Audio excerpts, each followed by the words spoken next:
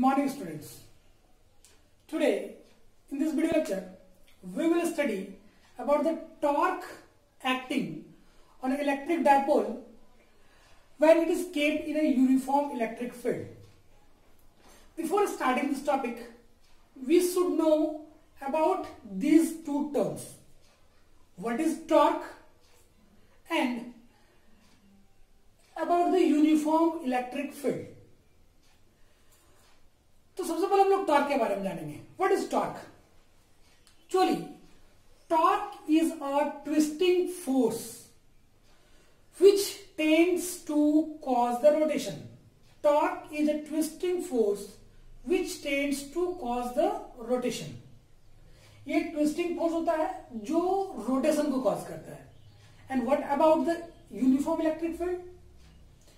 Uniform electric field का मतलब होता है कि वो फील्ड जहां पे इलेक्ट्रिक फील्ड का जो इंटेंसिटी होता है, इलेक्ट्रिक फील्ड का जो स्ट्रेंथ होता है, वहां पे हर एक जगह में वो स्ट्रेंथ, वो इंटेंसिटी सेम होता है, इक्वल होता है. तो वैसे फील्ड को बोलते हैं यूनिफॉर्म इलेक्ट्रिक फील्ड. तो हम लोग जब प्रॉपर्टीज को पढ़ रहे थे इलेक्ट्रिक फील्ड लाइंस का, तो उन प्रॉपर्टीज में हम लोगों ने पढ़ा था कि यदि ये इलेक्ट्रिक फील्ड लाइंस एक दूसरे से ज्यादा क्लोजर होगा तो वहां पे फील्ड का स्ट्रेंथ ज्यादा होता है.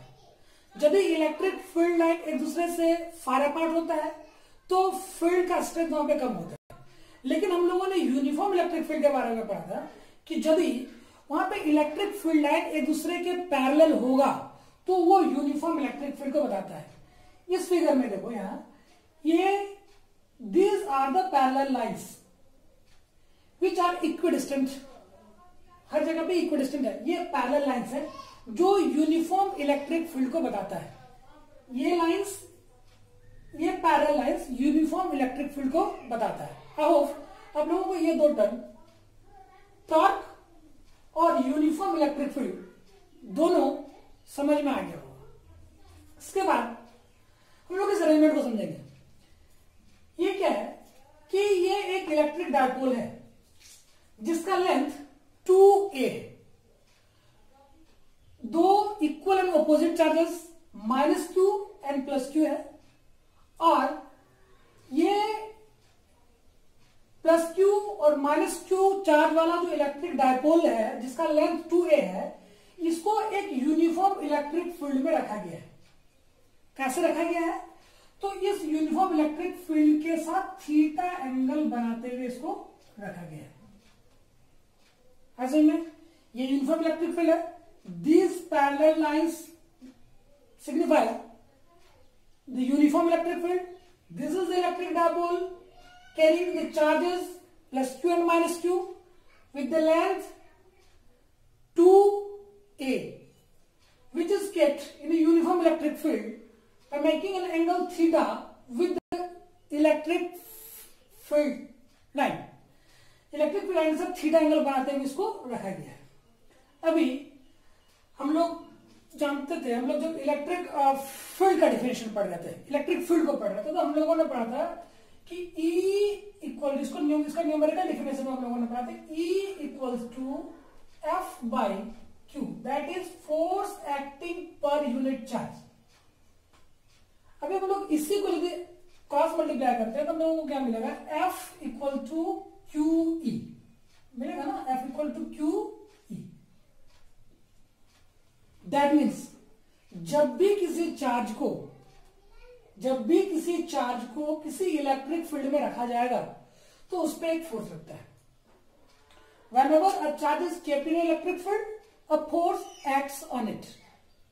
यहां पे दो चार्जेस है, charge -q as well as charge +q. Both are kept in electric field E.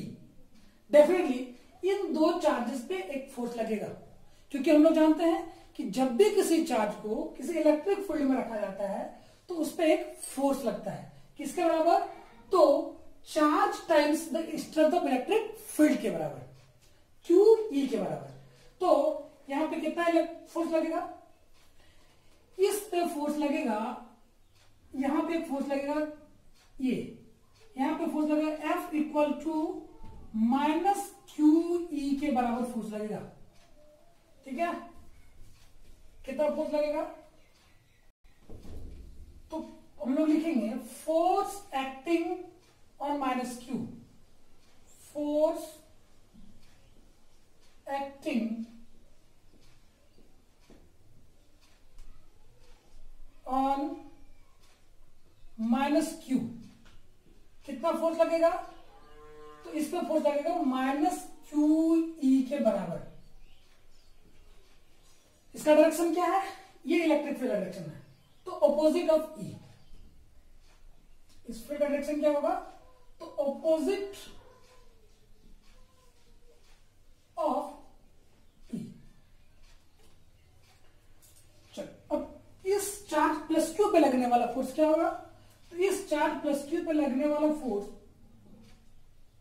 F equal to Q E के बराबर फोर्स लगेगा। और जो किसके अलोंग होगा? जिसका डायरेक्शन इधर की होगा वो ई के अलोंग होगा। Now the force acting on plus q equals to Q E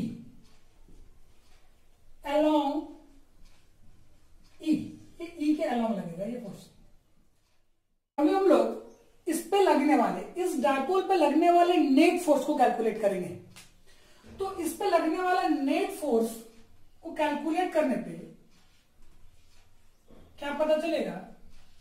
net force equal to the force acting on the charge minus Q plus force acting on the charge plus Q. तो इस पे लगने वाला force minus Q E है और इस पे लगने वाला फोर्स प्लस क्यू ई है। तो इस पे लगने वाला जो रिजल्टेंट फोर्स होगा, नेट फोर्स होगा, वो जीरो होगा। That means the net translating force क्या है? जीरो है।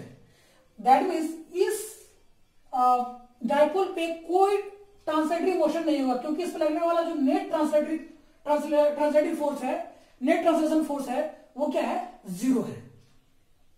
अभी लेकिन यहां पर देख रहे हैं कि ये फोर्स इधर क्यों लग रहा है और ये फोर्स इधर क्यों लग रहा है? These are the two parallel forces. इसका भी मैग्नीट्यूड क्यू ई है, इसका भी मैग्नीट्यूड क्यू ई है। क्या कंक्लूजन मिल रहा है? These are the two parallel forces which are equal in magnitude but opposite in sense. ये दो फोर्स मैग्नीट्यूड में इक्वल है, ये भी क्यू ई है, ये भी क्यू है, बस दोनों का डायरेक्शन अपोजिट है। तो these two parallel forces forms a couple। किसको फॉर्म करता है? तो couple of force को फॉर्म करता है, and which exerts a torque। जो क्या करता है? एक टॉर्क को एक्सर्ट करता है। और टॉर्क का फॉर्मूला क्या होता है? तो टॉर्क का फॉर्मूला होता है कि कपल ऑफ फोर्स में से आइदर ऑफ द फोर्स, दो में से किसी एक फोर्स को लेंगे, and the separation between the forces. अब कि इन दो फोर्सेस के बीच का सेपरेशन क्या है? ये एक फोर्स है, दूसरा फोर्स ये है, तो दोनों के बीच का सेपरेशन को हम लोग फाइंड करने का पहले कोशिश करेंगे।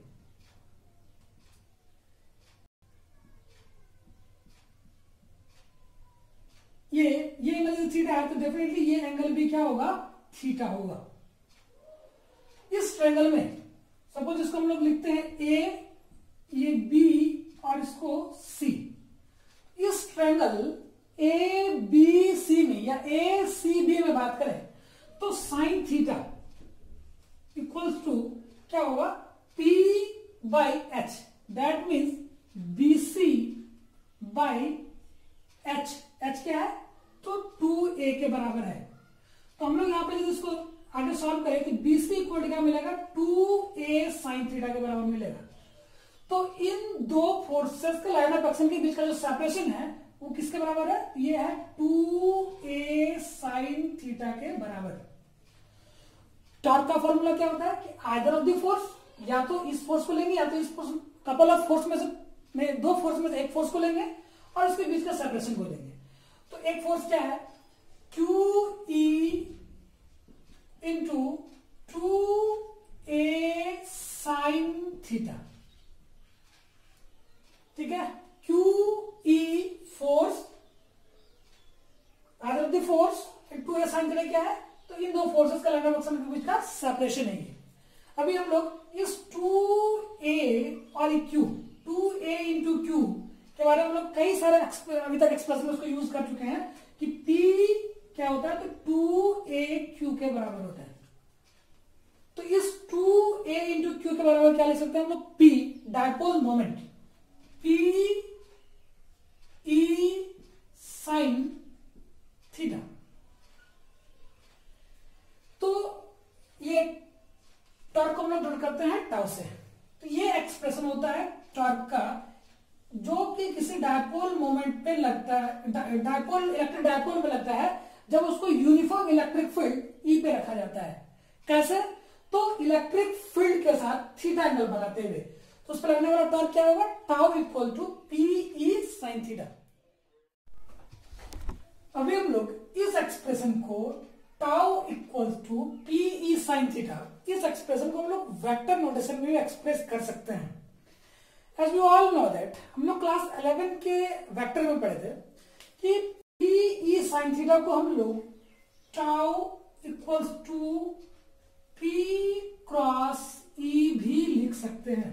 That means torque acting on electric dipole is the vector product of dipole moment और cross product of dipole moment and electric field. ये डायपोल मोमेंट और इलेक्ट्रिक फील्ड का जब तो क्रॉस प्रोडक्ट होता है या तो उसको हम वेक्टर प्रोडक्ट भी बोलते हैं।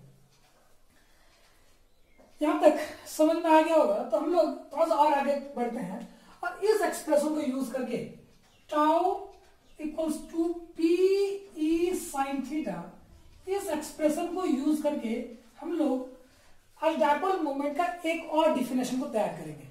देखते हैं कैसे। तो इस एक्सप्रेशन में थीटा का वैल्यू 90 ले लेते हैं। दैट मीन्स इस इलेक्ट्रिक डायपोल को हम लोग क्या करते हैं, इलेक्ट्रिक फील्ड के परपेंडिकुलरली अरेंज करते हैं। इस तरह से इलेक्ट्रिक फील्ड के परपेंडिकुलरली 90 डिग्री का, इलेक्ट्रिक फील्ड का 90 डिग्री का एंगल बनाते हैं। थीटा का वैल्यू कितना होगा, 90 डिग्री।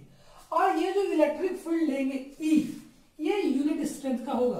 दैट मीन्स E का जो वैल्यू होगा वो होगा 1 न्यूटन पर कूलम के बराबर। इन वैल्यूज को जब हम लोग इस एक्सप्रेशन में पुट करेंगे, दैट मीन्स थीटा का वैल्यू कितना पुट करेंगे, 90 डिग्री। साइन 90 का वैल्यू 1, E का वैल्यू 1 न्यूटन पर कूलम, E का वैल्यू कितना पुट करेंगे 1। तो इस एक्सप्रेशन का जो नया वैल्यू मिलता है, क्या मिलता है, tau equals to P. That means जो डायपोल मोमेंट होता है वो न्यूमेरिकली इक्वल होता है किसके बराबर, तो टॉर्क के बराबर। कब, जब इलेक्ट्रिक डायपोल को यूनिट स्ट्रेंथ के इलेक्ट्रिक फील्ड में रखा जाता है। कैसे रखा जाता है, तो इलेक्ट्रिक फील्ड के परपेंडिकुलर। डिफिनेशन क्या होगा कि dipole moment can be defined as the torque acting on electric dipole when it is kept perpendicular to the electric field of unit strength. Thank you. In the next video lecture, we will study about the torque acting on the dipole in non-uniform electric field. Thank you.